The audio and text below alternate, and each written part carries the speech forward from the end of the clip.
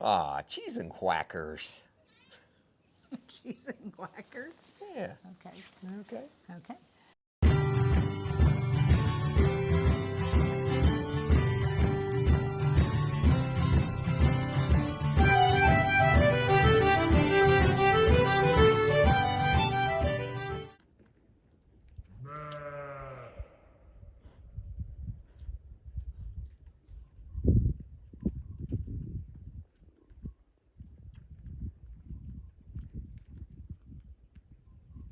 Hey friends, welcome back to the Renewed Homestead. Ben and Denise here, and we are in the barn, avoiding the rainy, windy day out there.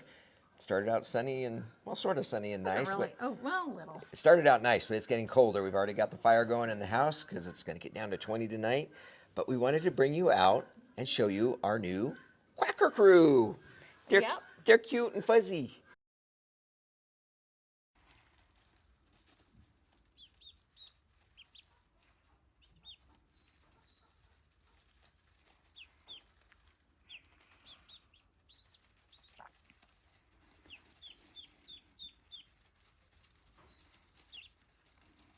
Ducks are the one bird that they are cute from the time they hatch to the time they're full grown. They are just adorable. They are adorable. I can't say that about any of the other birds we've hatched. Especially guineas. They're adorable when they're born. Woo, man, not even a face a mother could love.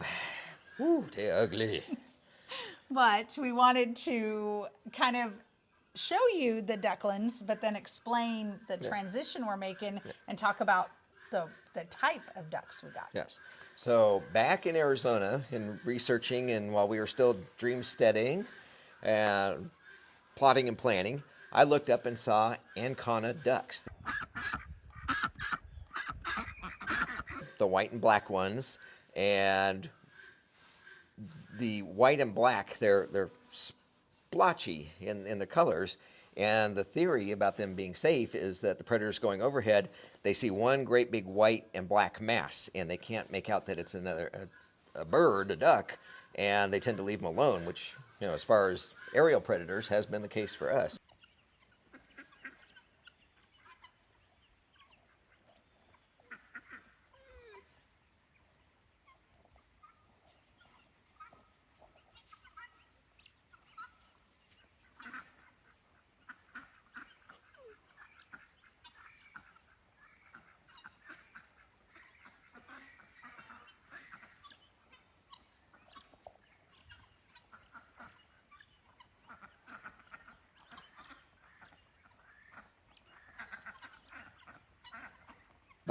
But we do court the crows. So. We do court the crows, but they're not going to attack a duck.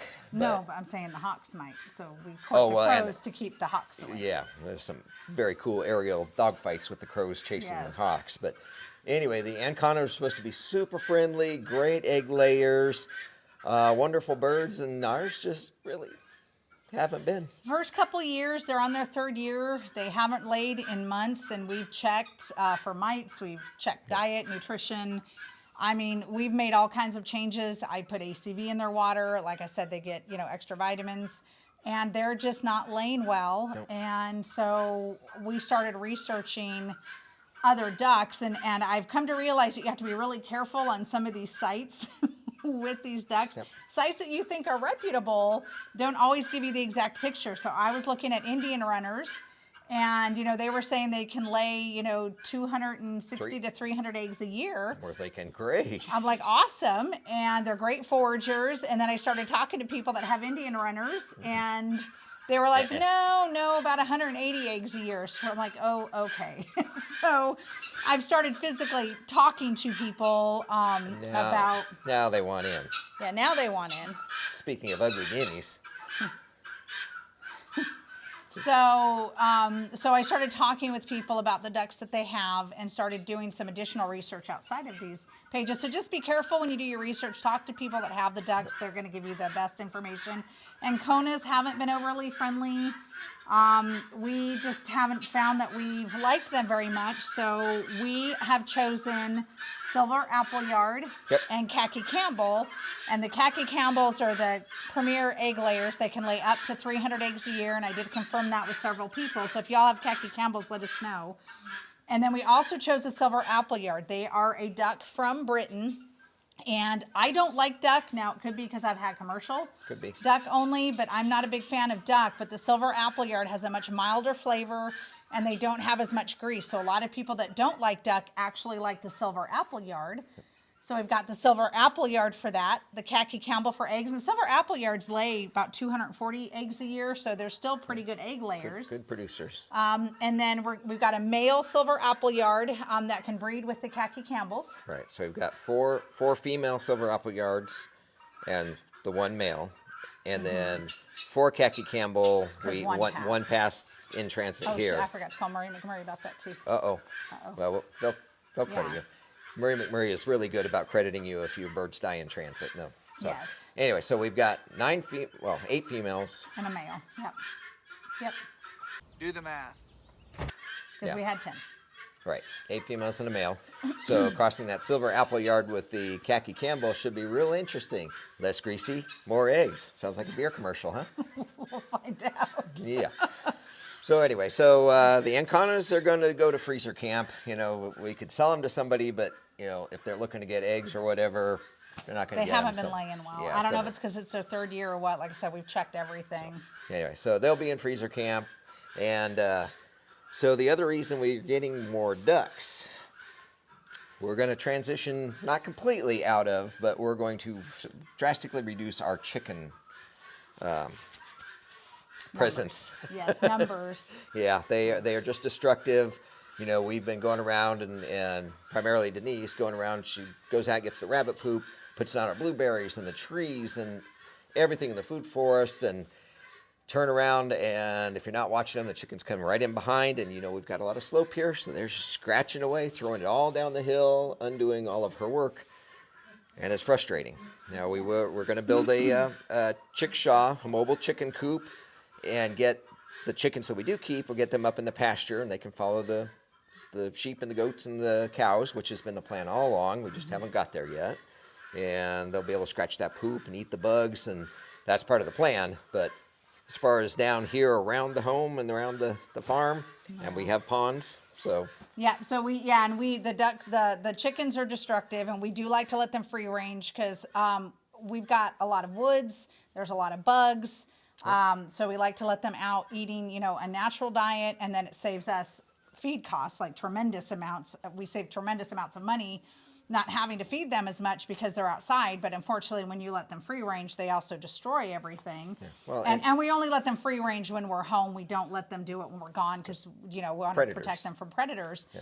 But I can understand if y'all don't have ponds, I can understand why you might not want to transition to ducks. They are messy as all get out with water. They're disgusting in water.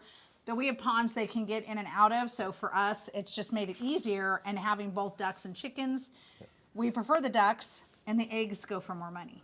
So Right. And your garden, once your plants are established, you can put the ducks back in there, and they'll go through and they'll eat the little weeds that are coming up. They'll eat the bugs, the slugs, and they fertilize. You can't do that with the chicken. They will just tear your ground apart. Which we appreciate. There are times we want them in the garden to be a little destructive.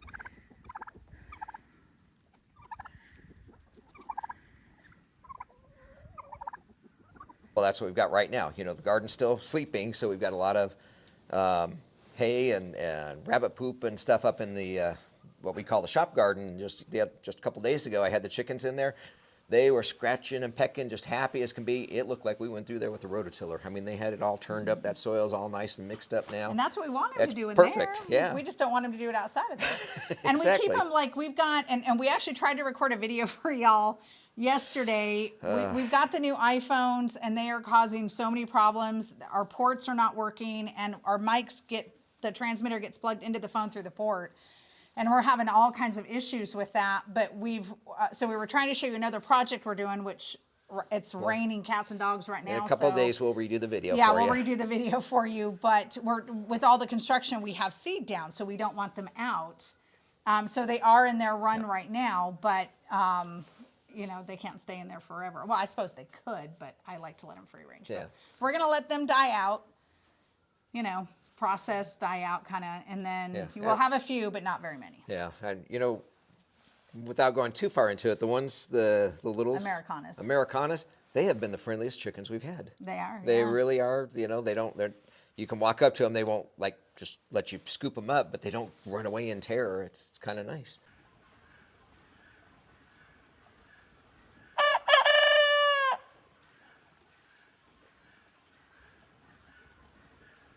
I got them because I like the egg color. Well, and I got the goats because I like their ears. So I guess we're even on that score. But we do have the Bielefelders, and you talk about some docile. Buff Orpingtons too. Yeah, but the roosters. Oh yeah, Bielefelders are great.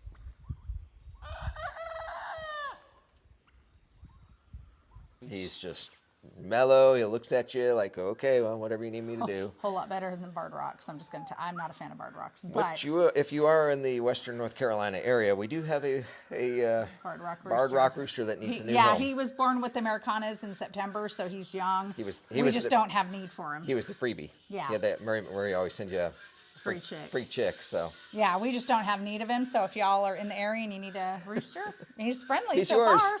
He's yours. Yeah. Yeah. But we just wanted to show you our ducklings and then talk about what transition we're making on the farm and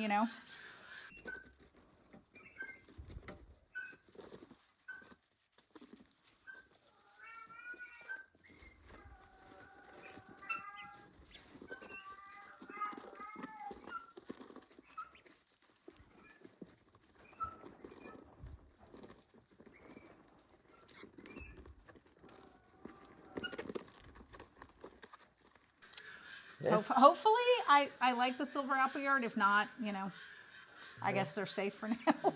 That's right. Well, we're gonna have a lot of beef here real quick, so. Yes. But anyway, yeah, that's. And what do you guys? Let me know in the comments. Do you like ducks better or chickens better? Let me know.